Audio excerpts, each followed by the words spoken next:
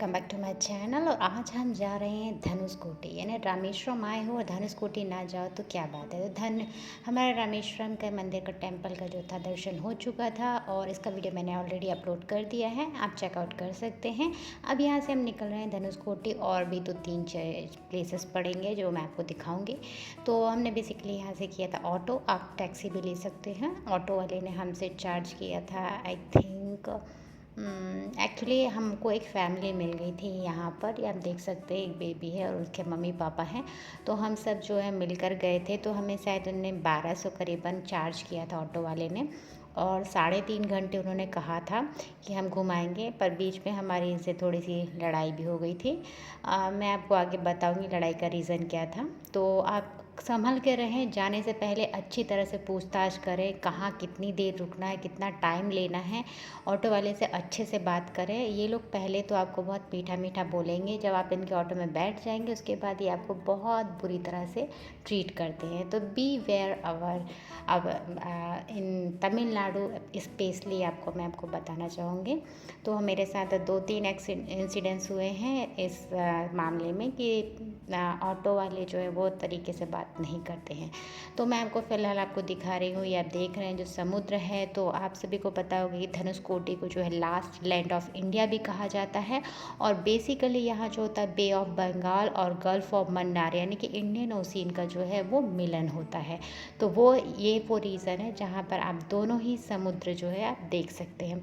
तो मैं आपको दिखाऊंगी, बहुत ही अच्छा व्यू रहता है। आर जो है एंजॉय कर रहे हैं, वो ज़्यादा ऑटो में बैठे नहीं हैं। तो और इतनी सारी गर्मी, ह्यूमिडिटी बहुत ज़्यादा थी गाइस, लिटरली। तो आप संभल कर ही आए, गर्मी के मौसम में ना ही आए तो मैं आपको सजेस्ट करूँगी, पर हमारे पास कोई चॉइस नहीं था। समर वेकेशन में हमने यही चूज़ किया कि हमें यहाँ जो है साउथ का रीजन एक्सप्लोर करना है, तो हम यहीं आए। तो बहुत ही अच्छा नज़ारा था। इसी के साथ हम पहुँच गए थे पहली जगह जहाँ पे हमने राम जी के चरण, जो ओल्ड चर्च जो रेलवे स्टेशन है, यानी आप सभी को पता होगा 1964 में साइक्लोन आया था, उसके बाद ये इस तरह का यहाँ पर बन गया था। तो ये भी एक देखने की चीज़ है, लोग यहाँ देखते हैं। हम तो बेसिकली जो राम पादुका थी उनको देखने के लिए यहाँ पर उतरे थे। ऑटो वाले ने तो हमें तो कहा था वो जो डूबता हुआ, जो पत्थर डूबते नहीं है ना, जो नील और नल ने यूज़ किए थे राम सेतु बनाने के लिए, तो वो भी दिखाएंगे, पर ऑटो वाले ने हमें वो दिखाया नहीं है। तो गाइस आप ध्यान रखिएगा कि ऑटो वाले ने आपको क्या क्या बोला है दिखाने को और क्या दिखा रहा है। तो हमने सबसे पहले जो है राम जी के चरणों के दर्शन किए और यहाँ से हम निकल गए। यहाँ पे कोई स्टोरी बताने वाला गाइस नहीं रहता है, तो आप चाहें तो गूगल कर ले ताकि आपको अच्छी तरह से पता हो कि एक्चुअली है क्या। तो बेसिकली जैसा मैंने आपको बोला, साइक्लोन आया तो उसकी वजह से ऐसे खंडर बन गया था यहाँ का रेलवे स्टेशन और चर्च, और गोस्ट हाउस भी कहा जाता है। तो ये जो कुछ दृश्य थे जो हमने यहाँ पे देखे, और यहाँ पे थोड़े बहुत जो है आपको जो सीपी मोती से रिलेटेड आइटम मिल सकते हैं। मैंने तो एक आइटम भी ख़रीदा था गाइस, मैं आपको दिखाऊंगी। तो मैंने मोती का ख़रीदा था, एक मतलब 2 सिंपल मोती ख़रीदी थी मोती की अंगूठी बनवाने के लिए, और जो एक है वो गले में पहनने का माला ख़रीदा था। तो ये कुछ इस तरह का ये दिखता है, जो खंडर बन चुके हैं, बस खड़े हुए हैं, पता नहीं दूसरा साइक्लोन आए तो शायद गिर भी जाए। और यहाँ पे कुछ आइटम्स मिल रहे थे। इसी के साथ हम लोग आगे बढ़ते हैं। तो यहाँ हमने करीबन 10 से 15 मिनट ही स्पेंड किया था। उसके बाद आगे बढ़े, इस तरह का दृश्य देख रहे थे, दोनों तरफ से बहुत ही अच्छा दिख रहा था। पानी और समुद्र दोनों ही नीले नीले दिख रहे थे, आसमान और रेत ही रेत थी चारों तरफ। बहुत सुंदर नज़ारा था, हवा भी अच्छी आ रही थी भी, और बस थोड़ी गर्मी थी, पर हवा की वजह से हम एंजॉय कर रहे थे। नमक तो आपको पता ही है कि समुद्र है तो नमक सॉल्टी टाइप तो होगा ही। यहाँ पे लोग बसेस से भी आते हैं, मुझे बस का आइडिया नहीं पता, पर हाँ जब मैं पहली बार आई थी यहाँ पर 2015-16 में, तब हम बस से ही आए थे। तब हमारा पूरा ग्रुप था, जब मैं साइंस एक्सप्रेस ट्रेन पे काम करती थी, तो हमारा पूरा ग्रुप था जो रामेश्वरम से यहाँ पे एंजॉय करने आए थे। तो फिलहाल हम पहुँच चुके धनुषकोटी गाइस, आप देख सकते हैं जैसे कि आपने पिक्स में देखा होगा, कुछ वैसा एक डिज़ाइन होता है, और यहाँ पे पूरा जो आखिरी रहता है और इसके चारों तरफ जो समुद्र रहता है। एक तरफ होता है बे ऑफ बंगाल और दूसरी तरफ जो होता है वो इंडियन ओशियन होता है। तो बहुत ही सुंदर नज़ारा था, गर्मी बहुत थी।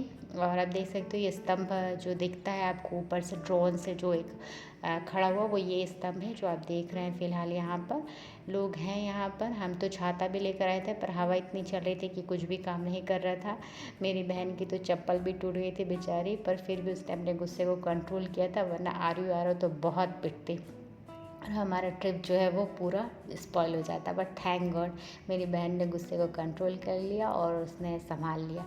तो इस तरह से हम लोग यहाँ पे देख रहे थे। आर्यवारा का बहुत मन था नीचे जाने का और हमको बहुत डर लग रहा था कि अगर कुछ मतलब नीचे जाए, और बहुत ज़्यादा लहरें थी। तो हमने कहा चलो ट्राई करते हैं। तो थोड़ा सा हमने उनको थोड़ा आगे जाने दिया, फिर उसके बाद आगे हम लोग इस तरह से घूमते रहे। फिर एक जगह हमने देखा कि जहाँ पर नीचे उतर के आप आराम से मतलब पानी के पास जा सकते हो, वहाँ पे रेत वगैरह थी। तो हमने वहाँ जाने की कोशिश करी। हमने कहा चलो फर्स्ट टाइम ये लोग देख रहे हैं समुद्र को, तो थोड़ा पास से नज़ारा ले लें, वरना कहेंगे क्या मतलब आए और कुछ मिला ही नहीं। तो ये देख सकते हो आप कितनी तेज़ लहरें चल रही थी, तो मुझे थोड़ा सा इसीलिए डर लग रहा था। अब बच्चे रहते हैं ना थोड़ा सा, फिर भी हम लोग ने कोशिश किया। तो यहाँ से कुछ इस तरह से पत्थरों के नीचे से गए और गर्म बहुत ज़्यादा था गाइस, ये पत्थर भी बहुत गर्म थे।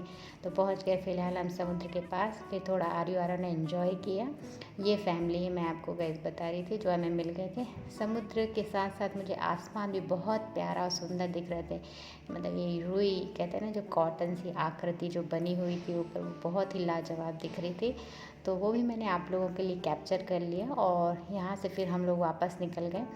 तो गाइस क्या हुआ था कि यहाँ पर उसने हमसे कहा था कि आप 1 घंटे रहिएगा, और हम लोग पानी और समुद्र का जो नज़ारा था, बच्चे थोड़ा एंजॉय करने लगे, तो हमें 1 घंटा 15 मिनट हो गया। उस वजह से ये ऑटो वाले ने हमें इतना सुनाया और बोलता है कि अब सीधे मैं आपको रेलवे स्टेशन ले जाकर छोड़ दूँगा। तो इस तरह की आपके साथ भी घटनाएँ हो सकती हैं। और इसने हमें कहा था कि ये हमें एक डूबता हुआ जो पत्थर नील नल वाला वो दिखाएगा, और दूसरा जो है हमें विभीषण का जो मंदिर था वो दिखाएगा। तो हमने तो मना ही कर दिया था, फिर भी उसने हमें यहाँ ला के छोड़ दिया। हमारा मूड पूरी तरह से स्पॉइल हो चुका था गाइस। तो हमने बस यहाँ बाहर से ही ये विभीषण जी का जो मंदिर था वो देखा। हाँ, क्योंकि अगर हम आगे लाइन पे लगते तो यहाँ भी बहुत ज़्यादा टाइम हो जाता और वो हमसे एक्स्ट्रा पैसे चार्ज करने वाला था। तो इसलिए हमने जल्दी से फिनिश किया और जल्दी से हम यहाँ पे रेलवे स्टेशन आ गए। बम्बन ब्रिज देखने का भी हमारा बहुत दिल था पास से, पर कि अगर हम बम्बन ब्रिज देखने जाते तो मैं आपको दिखाऊंगी कि वहाँ ब्रिज से आपको खाली वो ऊपर से ही नज़ारा देखने को मिलता। वहाँ भी आप 10 मिनट ही खड़े रख सकते हो, और ऑटो वाला जो था वो 1000 रुपीज़ चार्ज कर रहा था। तो हमें कोई औचित्य नज़र नहीं आया कि हम खड़े होकर 15 मिनट बिना अच्छे से देख पाए, पास से भी ना देख पाए। तो बेटर है कि हम ट्रेन में चलते हुए बम्बन ब्रिज का ही नज़ारा ले लें। वैसे तो अब मैंने एक बार और देख चुकी थी, तो हमने कहा चलो इन लोगों को मैं ऊपर से ही दिखा देती हूँ। तो मैं आपको कैप्चर की हूँ मैंने ट्रेन में चलती हुई। तो अभी फ़िलहाल हम जो है हम निकल चुके हैं रामेश्वरम से मदुरई के लिए। तो अभी नेक्स्ट जो मेरा वीडियो होगा वो मदुरई ट्रिप का होगा। इसी के साथ मैं आपको पम्बन ब्रिज का भी दिखा देती हूँ, जो अभी रिसेंटली जो नया बना है, जिसका मोदी जी ने उद्घाटन किया हमारे प्राइम मिनिस्टर ने। तो ये पम्बन ब्रिज जो है, आप ये ऊपर जो आप येलो कलर का देख रहे हैं ब्रिज, इस ब्रिज से ही आप जो है पम्बन ब्रिज को देख सकते हैं। और यहीं तक ऑटो वाला जो है हमें 1000 रुपीज़ चार्ज कर रहा था। और हमारा मन तो वैसे तो APJ अब्दुल कलाम का जो मेमोरियल स्थान है उसको भी देखने का था, पर वो भी बहुत ज़्यादा दूर पड़ रहा था, अपोजिट पड़ रहा था, तो वो भी हमने छोड़ दिया। आप चाहें तो कवर कर सकते। तो ये था गाइस पम्बन ब्रिज, आप देख सकते हैं ये एक वर्टिकल है। जब सिप आती है तो ये ब्रिज जो है ओपन होता है, खुलता है। और इसी के साथ हम लोग यहाँ से आगे बढ़े धीरे धीरे। ये दोनों ही ब्रिजों को क्रॉस करते हुए हमारी ट्रेन आगे बढ़ी मदुरई के लिए, और हम लोग जो है मात्र 3.5-4 घंटे में जो है रामेश्वरम से मदुरई पहुँच जाएंगे। तो मैं आपको नेक्स्ट अपनी ट्रिप में दिखाऊंगी कि हम लोग मदुरई में क्या क्या दर्शन किए और क्या वहाँ का नज़ारा था। तो आप चाहें तो पहले मदुरई आ सकते हैं, फिर रामेश्वरम आ सकते हैं, पर हमने जो है फर्स्ट रामेश्वरम कवर किया, फिर मदुरई किया। तो इट्स अप टू यू, आपके शहर से क्या पास पड़ता है आप देख सकते हो। और मदुरई के बाद हम जाने वाले हैं कन्याकुमारी। तो मेरे साथ बने रहिएगा। ये मेरे 4 डेज़ का ट्रिप था मेरी फैमिली के साथ। मैं आपको मदुरई, कन्याकुमारी, रामेश्वरम और त्रिवेंद्रम यानी श्री पद्मनाभ स्वामी टेम्पल ज़रूर दर्शन करवाऊँगी। तो गाइड वीडियो कैसा लगा? अगर आपको इन्फॉर्मेटिव लगा और कोई आप जानकारी चाहते हैं तो कमेंट सेक्शन में बता सकते हैं। इसी के साथ आपसे लेते अलविदा, मिलते हैं अपने नेक्स्ट वीडियो पर। Bye bye, take care.